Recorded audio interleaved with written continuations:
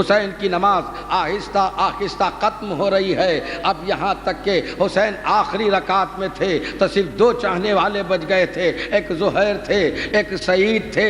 ایک مرتبہ حسین تشہد کے لیے بیٹھے تو ایک مرتبہ ظہیر نے بھی دم توڑ دیا، اور مرتے مرتے ایک مرتبہ لوگ اپنے بیوی بچوں کے لیے وصیت کرتے ہیں، لیکن ہائے رے حسین کے چاہنے والے کیسے چاہنے والے تھے، اپنے بچوں کے لیے وصیت نہیں کی بلکہ مرتے مرتے سعید سے کہا، سعید سعید میرے آقا کا خیال کرنا، میرے مولا کا خیال کرنا۔ اب حسین آخری تشہد میں ہے اور ادھر تیروں پر تیر آ رہے ہیں۔ تیر دائیں طرف سے آئے، سعید نے دائیں طرف پر روکا، تیر بائیں طرف سے آئے، سعید نے بائیں طرف سے روکا، تیر سامنے سے آئے، سعید نے سامنے سے روکا۔ اب تیروں سے چھلنی ہو کے ایک ہی دعا کر رہے ہیں۔ کیا دعا کر رہے ہیں؟ پروردگار پروردگار تھوڑی مہلت دے دے، مالک تھوڑی مہلت دے دے، مالک تھوڑی مہلت دے دے تاکہ میرا آقا نماز پڑھ لے، تاکہ میرا آقا نماز پڑھ لے۔ اے موت ٹھہر جا، اے موت رک جا، میرا آقا نماز پڑھ رہا ہے۔ کہ ایک مرتبہ حسین نے کہا السلام علیکم ورحمۃ اللہ وبرکاتہ۔ ادھر سعید زمین پر گر کے تڑپنے لگے، حسین دوڑے، سعید کا سر زانوں پر رکھا، سعید کا سر زانوں پر رکھا اور کہا سعید سعید سعید کہو سعید کیسے ہو؟ سعید کہتے ہیں مولا مولا کیا آپ مجھ سے راضی ہوئے نا؟ مولا آپ راضی ہوئے نا، اس لیے کہ آپ نماز جماعت پڑھا رہے تھے، میں پڑھ نہیں رہا تھا، آپ کی حفاظت کر رہا تھا، مولا آپ مجھ سے راضی ہے۔ کہ سعید سننا چاہتے ہو؟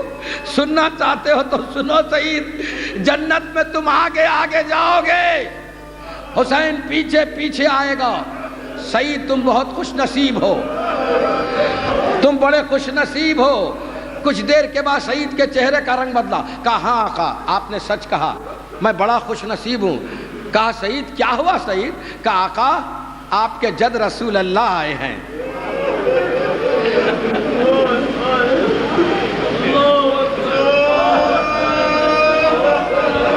مولا سلامت رکھے۔ کچھ دیر کے بعد سعید کے چہرے کا رنگ بدلا۔ سعید نے کہا کہ آقا اللہ اکبر۔ کہا سعید کیا ہوا؟ کہا آپ کے بابا علی مرتضیٰ آئے ہیں۔ کچھ دیر کے بعد پھر سعید نے کہا اللہ اکبر۔ کہا سعید کیا ہوا؟ کہا آپ کے بھائی حسن مجتبیٰ آئے ہیں۔ کچھ دیر کے بعد سعید کے چہرے کا رنگ بدلا۔ کہا اللہ اکبر، آقا میں کیا کروں؟ آقا میں کیا کروں؟ کہا سعید اب کیا ہوا؟ کہا آقا آقا ایک بی بی میرے پائیں دی کھڑی ہے۔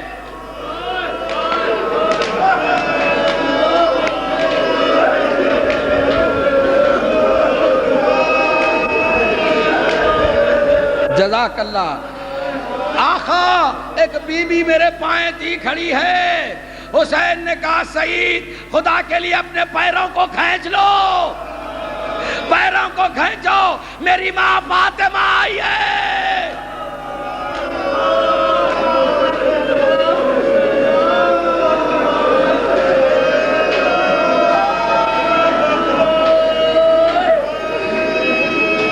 ہاں جزاک اللہ۔ ہاں آج 7ویں محرم ہے۔ اے مہندی اٹھانے والوں، اے مہندی اٹھانے والوں، اللہ تمہارے گھروں کو آباد رکھے۔ سکینہ بی بی کو بڑی تمنا تھی کہ میرے بھائی کی مہندی اٹھے۔ کہتی تھی رن میں آ کر سکینہ پکاری، گھر چلو بھائی مہندی لگاؤ۔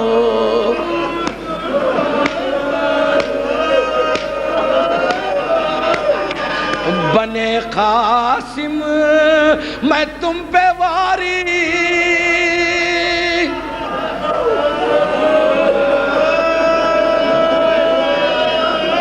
علامہ دبیر لکھتے ہیں اللہ کی قسم، ہائے علامہ دبیر لکھتے ہیں کیسی شادی قیامت کی آئی،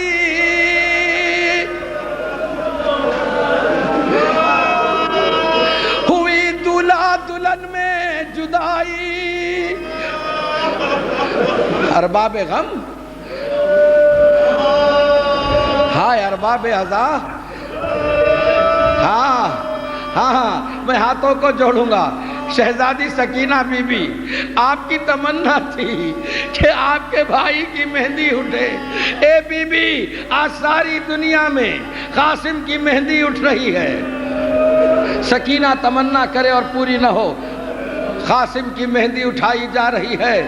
لیکن ہاں آج ہمارے حیدرآباد دکن میں آج مجلس میں جو لوگ آتے ہیں ان کو تو عزادار نہیں کہتے۔ آج حیدرآباد دکن میں جو مجلس میں لوگ آتے ہیں ان کو عزادار نہیں کہتے، قاسم ابن حسن کے باراتی کہتے ہیں۔ ہمارے حیدرآباد میں قاسم ابن حسن کے باراتی کہتے ہیں۔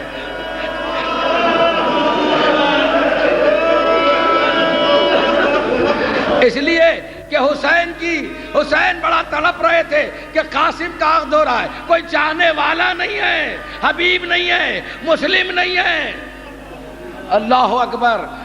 تو ایک جملہ پڑھتا ہوں حیدرآباد میں کہ اے براتیو، کہیں تم نے ایسا عقد بھی دیکھا کہ براتی تو ہیں لیکن دولہا نظر نہیں آ رہا ہے۔ جزاک اللہ۔ ہاں ارباب عزا، ایک مرتبہ وہ لمحہ بھی آیا کہ قاسم کو اجازت ملی، بیویاں چھوڑنے آئی خیمے کے پردے تک۔ جیسے دولہا گھر سے نکلتا ہے تو گھر کی ساری عورتیں دولہے کو چھوڑنے آتی ہے دروازے تک، قاسم کو چھوڑنے ساری بیویاں آئی اور بیوہ حسن سر جھکائے ہوئے زارو قطار رو رہی تھی، تڑپ رہی تھی، کہہ رہی تھی قاسم جلدی کرو قاسم، میدان سے آوازیں آ رہی ہے، قاسم قاسم قاسم تم نے دیکھا نہیں ابھی اون و محمد کی لاشیں آ گئی ہے، اون و محمد